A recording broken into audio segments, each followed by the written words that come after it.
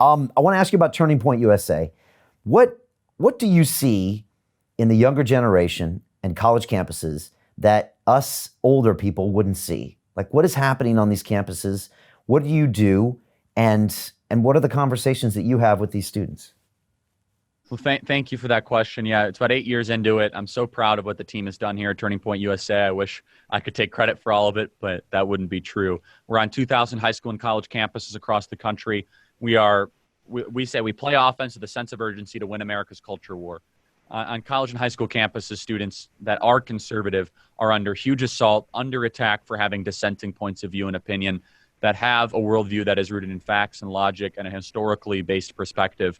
And at Turning Point USA, we're no longer playing defense. We're actually trying to take terrain from the left, and we're doing so with huge amounts of success. We're doing so at a rate that is really worrying the radical left. And I can tell you that the Marxists believe that their college campuses are sacrosanct, that they should not be touched by any sort of conservative philosophy, any sort of free market point of view, anything that might espouse a pro-American, pro-Western, pro-Judeo-Christian moral, ethical perspective doesn't belong on college campuses. And so young people right now, we have a huge opportunity. The left is selling misery and the left is selling hatred of our country. I think that's actually going to hit a ceiling soon of about 40% of the built-in younger population. But we got to start delivering for young people. And I was really outspoken against this last stimulus for good reason. Why are international corporations that have tons of cash reserves getting bailouts and young people are continually getting screwed? Why are we going to be issuing more visas for foreign workers when our graduates can't even find work? And I admittedly, I didn't understand. That issue has become in full color right now, where there are young people saying, Charlie, I'm not going to find a job for the next 2 years. So shouldn't we put their interests first? They got educated in our schools. They grew up in our country. They should be given preference over some person halfway across the world. That I'm not diminishing their humanity, but you have to have a prioritization. You have to have a hierarchy of needs and wants and demands. That's the whole point of living on our planet, that you have to have some sort of hierarchy of needs, wants, and demands. And so it's about time we start representing them. I'm advocating for them every single day. When you create $6 trillion out of thin air, that's a debt and deficit burden on our generation.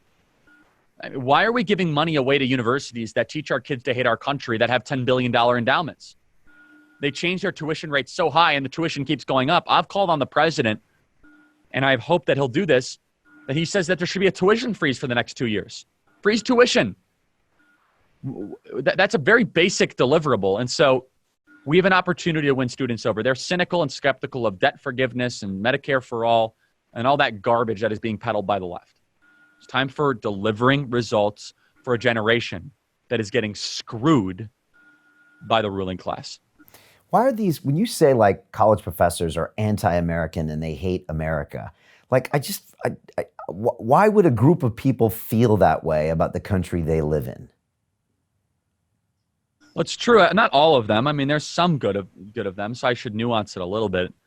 But it's generally true. I mean, look, I've done a lot of thinking about this. And I've probably visited more college campuses than anyone on the circuit in the last year and a half. And I obviously represent an organization that is the voice of young college campuses, young students on college campuses, I should say. So first of all, you have to look archetypically at these professors. A lot of them are deeply unhappy people personally. They just are. And they don't have a sense of place in the world, and the only place of belonging they have is not rooted in delivering results, but instead delivering revenge. It's rooted in this deep resentment. They want to transform the world around them. They don't actually have gratitude. A lot of them are ingrates, which means that you have ingratitude for what is around you. They don't believe America has been a force for good. They don't believe the American experiment is something to be appreciated. They think American history is dark and tragic and something that should not be studied and passed on to future generations. They don't look at the sacrifice of our veterans and our amazing individuals that built our country from nothing as anything that is admirable or righteous or true.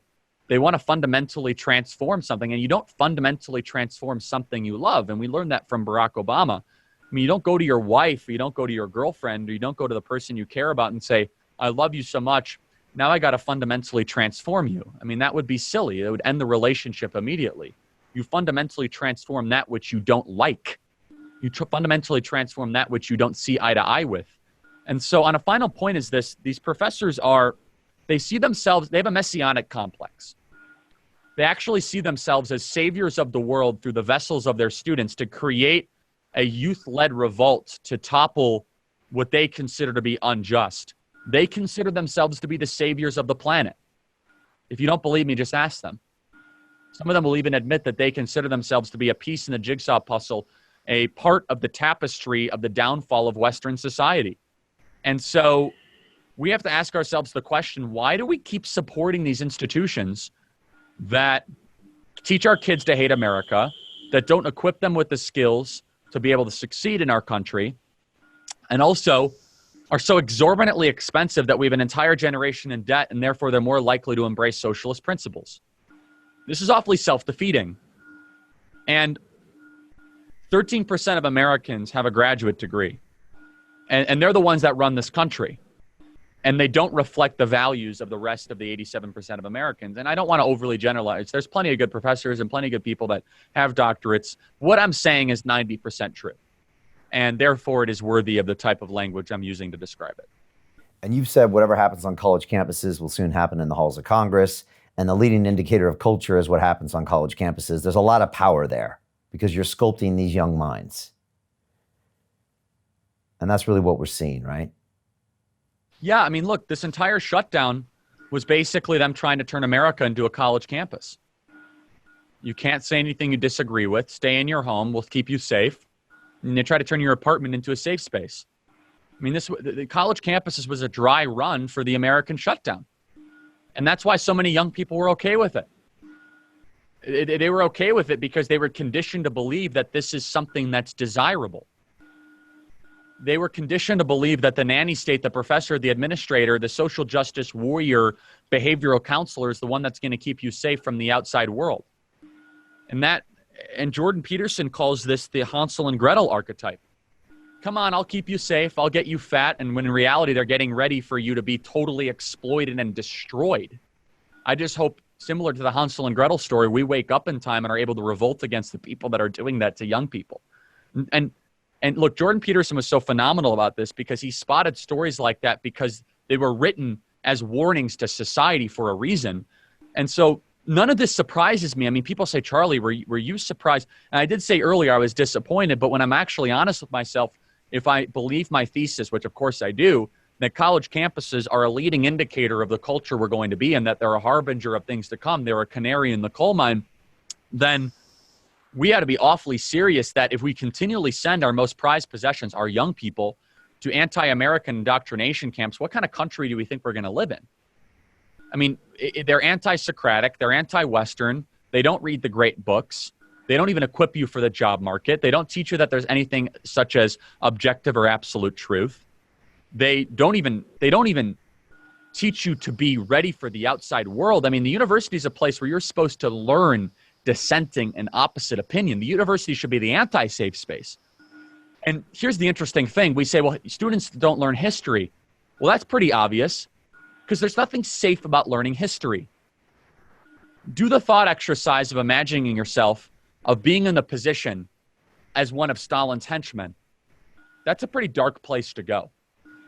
That's a thought exercise that can bring you to the darkest levels of humanity. There's nothing safe about that. It's awfully instructive for a young person to do it, but they don't want you to go through that because it's actually pushing the boundaries of what might be safe. And so now we have an entire culture in the early 20s and mid-20s and early 30s students, young graduates, I should say. They're the ones that have been most supportive of the shutdown. Coincidence? No way. It's a corollary. They're the ones that have been conditioned to believe that this is a good thing.